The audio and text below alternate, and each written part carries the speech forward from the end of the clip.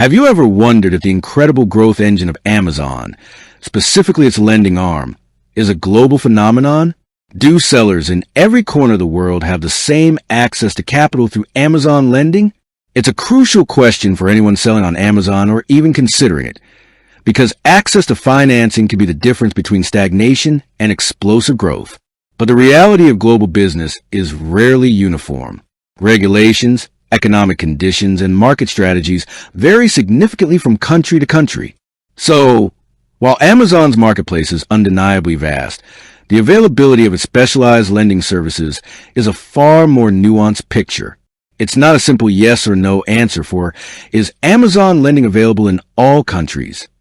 To truly understand this, we need to delve into the history of Amazon lending, its current geographical footprint, the stringent eligibility criteria that often dictate who gets an offer, and what alternatives exist for sellers in regions where Amazon lending simply isn't an option. Prepare to have some common misconceptions shattered and gain a clearer understanding of how Amazon's financial ecosystem truly operates on a global scale. Let's rewind a bit to understand the origins of Amazon lending. The program wasn't always a part of the Amazon seller ecosystem. It officially began in 2012, with its initial focus primarily on sellers within the United States and Japan. The logic was clear. Amazon had a wealth of data on its sellers' performance, sales history, and customer satisfaction metrics. This data provided a unique and powerful way to assess creditworthiness, bypassing many of the traditional hurdles and lengthy processes associated with conventional bank loans.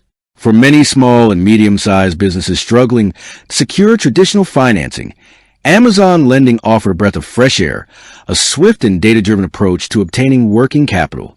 However, the key phrase here is looked into, or partner for. This is where the landscape becomes less straightforward.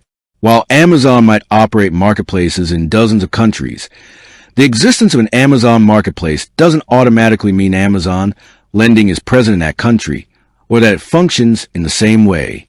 The availability of Amazon lending in a particular country is heavily influenced by several factors.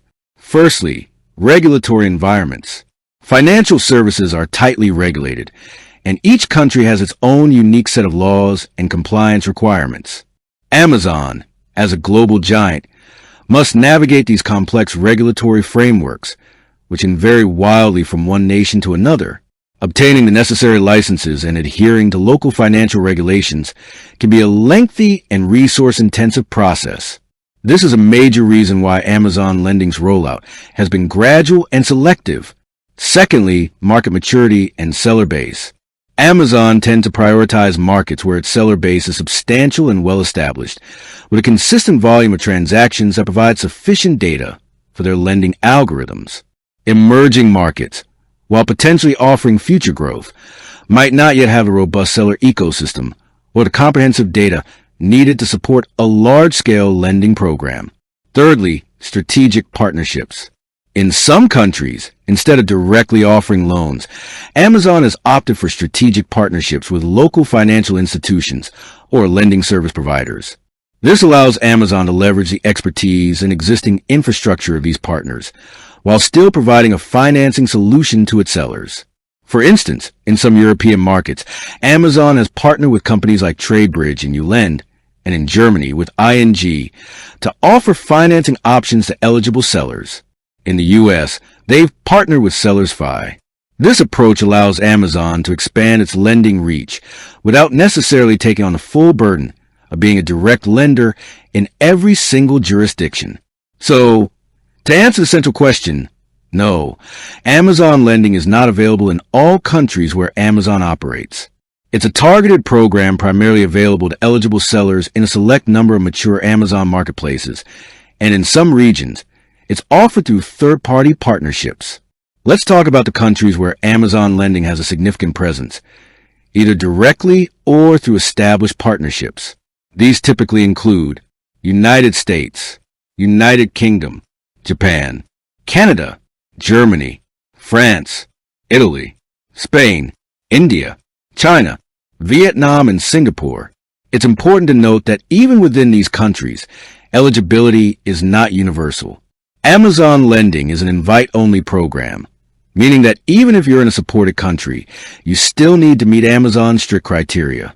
These criteria typically include a strong selling history, consistent sales volume, excellent seller performance metrics, no serious account health issues, being a for-profit, small business, no recent bankruptcy records. The specific terms and amounts offered by Amazon Lending can vary significantly based on your individual performance and the market you're operating in. Loans can range from as little as $1,000 to as much as $750,000, or even more, depending on the program and partnership. The approval process is often quick, sometimes within days, and funds can be dispersed directly into your seller account.